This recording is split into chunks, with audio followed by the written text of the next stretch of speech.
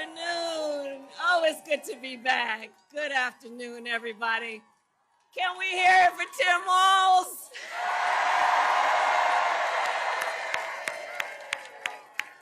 Oh, I'm so happy to be running with him, let me tell you. So let me start by thanking Les, your words, your leadership, your voice. It's so important. Les, thank you for everything you are and everything you do for our country. And it is good to be with so many incredible leaders, including the most magnificent, wonderful Governor Tony Evers. Every time I come to Wisconsin, Tony meets me on the tarmac. He's such an incredible human being. I want to thank Secretary of State Sarah Godlewski, Chair of the Wisconsin Democratic Party, Ben Wickler, and my dear, dear friend, Senator Tammy Baldwin. I served with Tammy when I was in the United States Senate, and I'm going to tell you, she was always, always, always fighting for the people of this state. And in November, we are going to re-elect her to the United States Senate.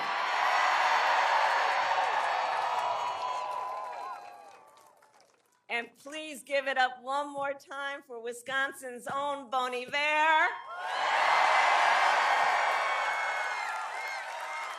It's a good afternoon. It's a good afternoon. And let me say, I also want to bring greetings from our incredible President, Joe Biden. He loves Wisconsin. He loves Wisconsin. And I know we are all deeply grateful for his lifetime of service to our nation and for all he continues to do. That's right.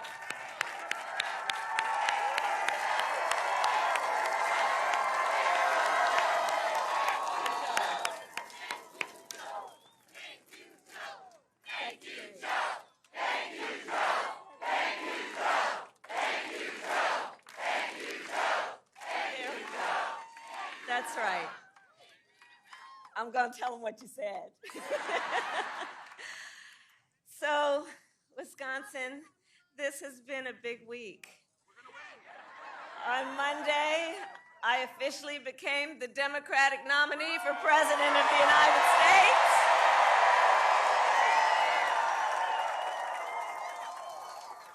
And yesterday, I announced my running mate in this campaign, Governor Tim Walz.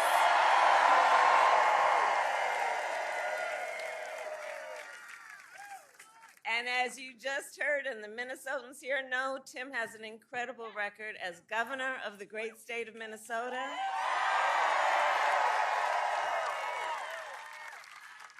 And to those who know him best, Tim is more than a governor. To his wife, Gwen, he is a husband. To his kids, Hope and Gus, he is dad. To his fellow veterans, he is Sergeant Major Walz. To the people of southern Minnesota for 12 years, he was a congressman. To his former high school students, he was Mr. Walz. And to his former high school football players, he was Coach. Coach.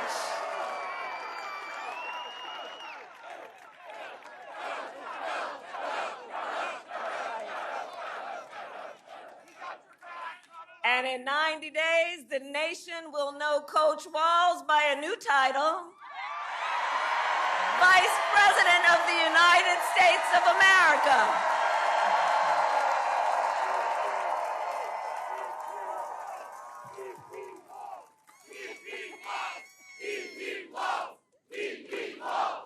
That's right. Oh, it really is good to be back in Wisconsin. So listen, let me tell you, I am clear. The path to the White House runs right through this state.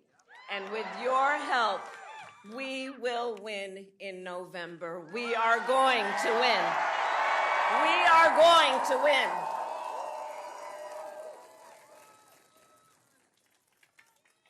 And I've been here many times, as you all know, recently and even before. And many of you know then, before I was elected vice president, before I was elected United States Senator, I was an elected Attorney General, and before that, an elected District Attorney. And before that, I was a courtroom prosecutor.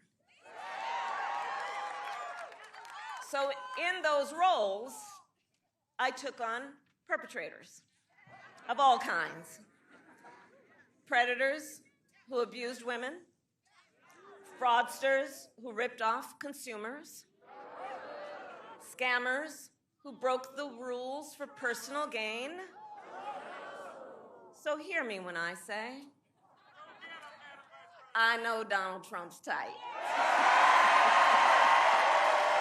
I know his type. In fact, I've been dealing with people like him my whole career.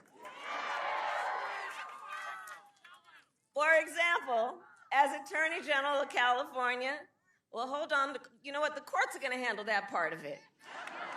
What we're gonna do is beat him in November.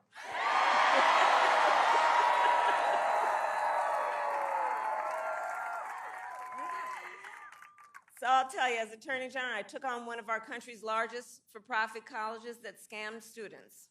Well, Donald Trump ran a for-profit college that scammed students. As a prosecutor, I specialized in cases of sexual abuse.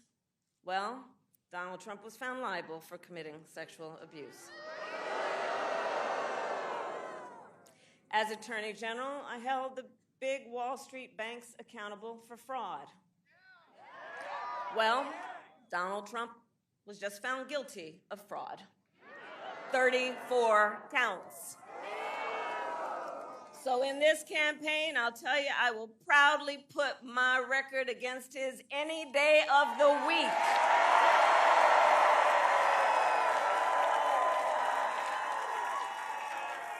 Any day of the week. But let's make no mistake, this campaign is not just about us versus Donald Trump. It's about two very different visions for our nation. Two very different visions. One, for us, focused on the future. The other, focused on the past. And Wisconsin, we fight for the future. We fight for a future where every worker has the freedom to join a union.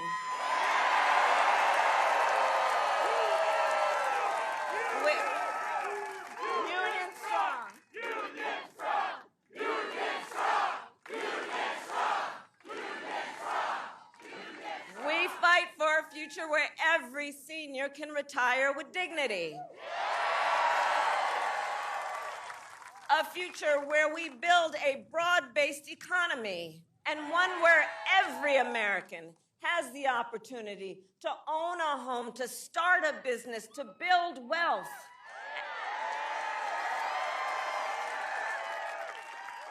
And understand, in this fight, as Tim Walz likes to point out, we are joyful warriors. Joyful warriors. Because we know that while fighting for a brighter future may be hard work is good work. Hard work is good work. And so we will continue to fight for affordable housing, for affordable health care, affordable child care, and paid leave.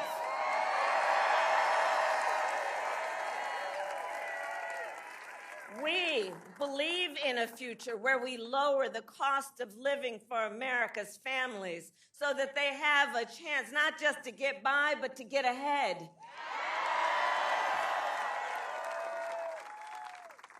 Because while our economy is doing well by many measures, prices for everyday things like groceries are still too high. You know it and I know it. You know, when I was Attorney General, I went after price-fixing schemes And when I am president, it will be a day one priority to fight to bring down prices. I will take on big corporations that engage in illegal price gouging. I will take on corporate landlords that unfairly raise rents on working families. I will take on big pharma and cap the cost of prescription drugs for all Americans. And continue to bring manufacturing jobs back to America and back to communities like Eau Claire. So all this is to say, strengthening our economy and building up the middle class will be a defining goal of my presidency. Because you see, Coach Walz and I know when America's middle class is strong, America is strong.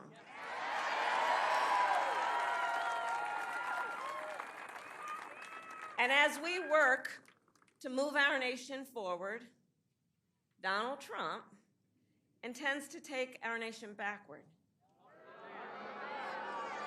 There is so much evidence of that point. There really is. But look at most recently, Project 2025 in that agenda. Project 2025, you know, if you have some time to take a look at it, I'm telling you, it is a plan to weaken the middle class. It is a plan to weaken the middle class. If he is elected, Donald Trump intends to give tax breaks to billionaires and big corporations. He intends to cut Social Security and Medicare. He intends to surrender our fight against the climate crisis, and he intends to end the Affordable Care Act. And because we all remember what it was like before the Affordable Care Act, we understand what that means. That's about taking us back to a time when insurance companies had the power to deny people with pre-existing conditions. You remember that? What that was like when we're not going back.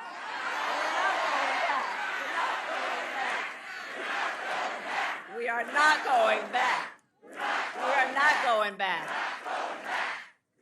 But in order to know where we need to go, let's remember the past and what that was like, because we cannot forget. On that point about the ACA, remember people with pre-existing conditions being denied, children with asthma, breast cancer survivors, grandparents with diabetes?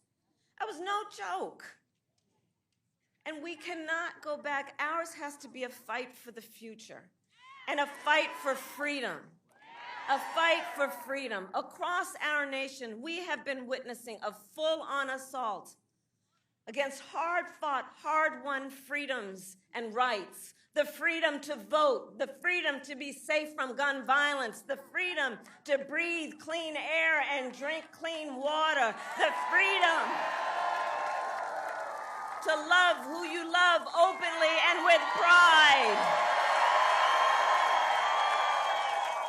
And the freedom of a woman to make decisions about her own body and not have her government telling her what to do.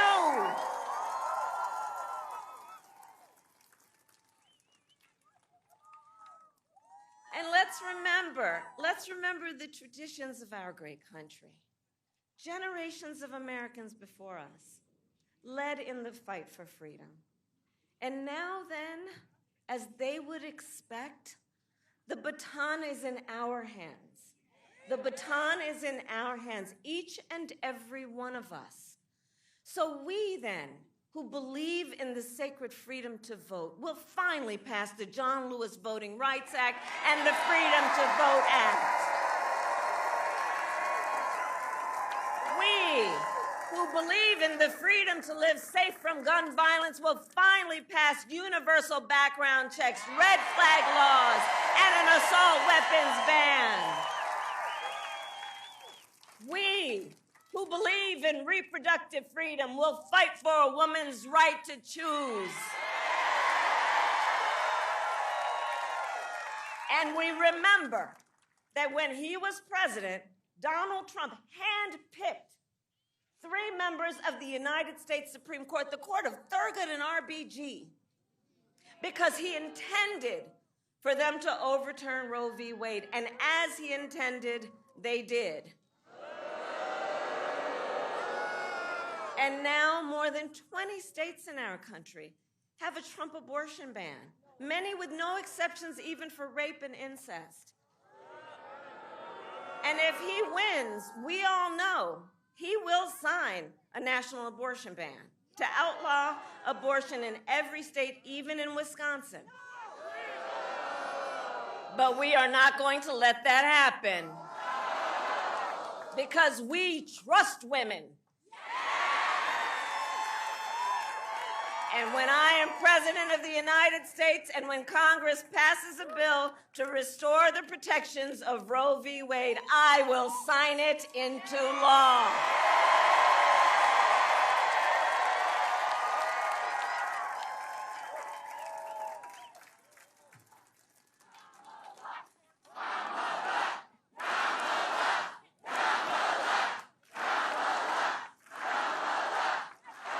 Thank you all. So listen, everyone took time out of your busy lives and days and all your obligations to come out here and to be together as one community. And I know you did it also because we all know, listen, so much is on the line in this election. It can't be said seriously enough. So much is on the line. And compounded with everything else that we knew was on the line, think about the fact that last month, the United States Supreme Court basically told the former president, who has been convicted of fraud, that going forward, he will be immune no matter what he does in the White House.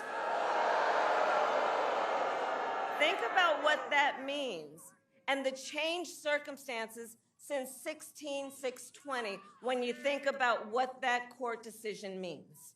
Donald Trump has openly vowed if reelected, he will be a dictator on day one. That he would weaponize the Department of Justice against his political enemies.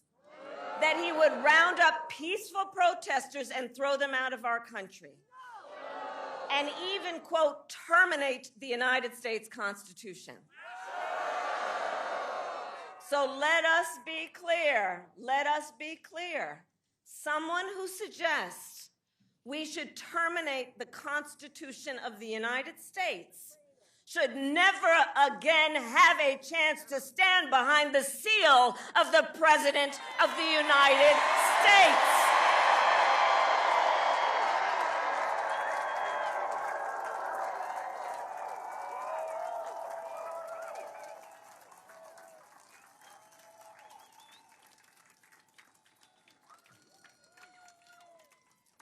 So basically, I think it all comes down to this. We're all here because we love our country. We love our country.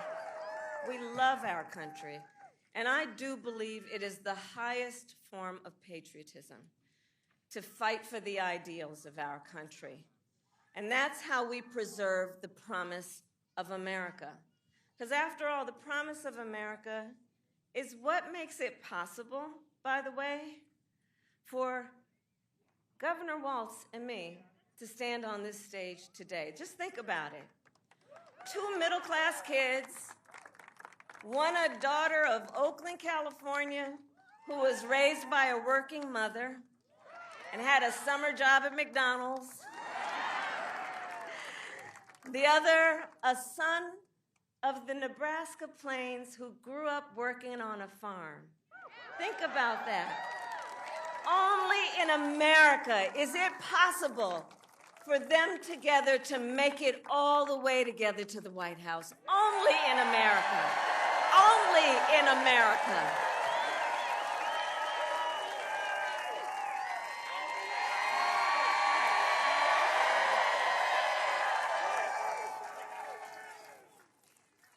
So this is a fight to make real the promise of America for every person in our nation.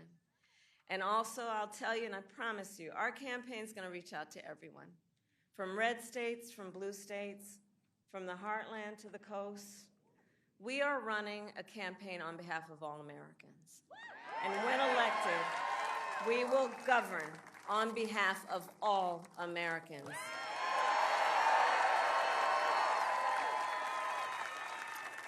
Because Coach Walz and I know, and we're clear about this, unlike the other side, we work for you. We work for you, the American people, and we will always fight for you, for your family, for your freedoms, and for your future. So Wisconsin, ultimately, this election is about a question that we each face. We each face a question in this election, and that is, what kind of country do we want to live in? Do we want to live in a country of freedom, of compassion, of rule of law, or a country of chaos, fear, and hate? And the beauty of our democracy is we each have the power individually and collectively. We each have the power in a democracy to answer that question. The power is with the people. The power is with the people.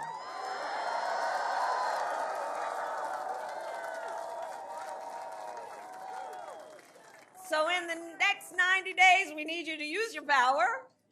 We need you to knock on doors. We need you to register folks to vote. We need you to energize and organize and mobilize and make your voices heard.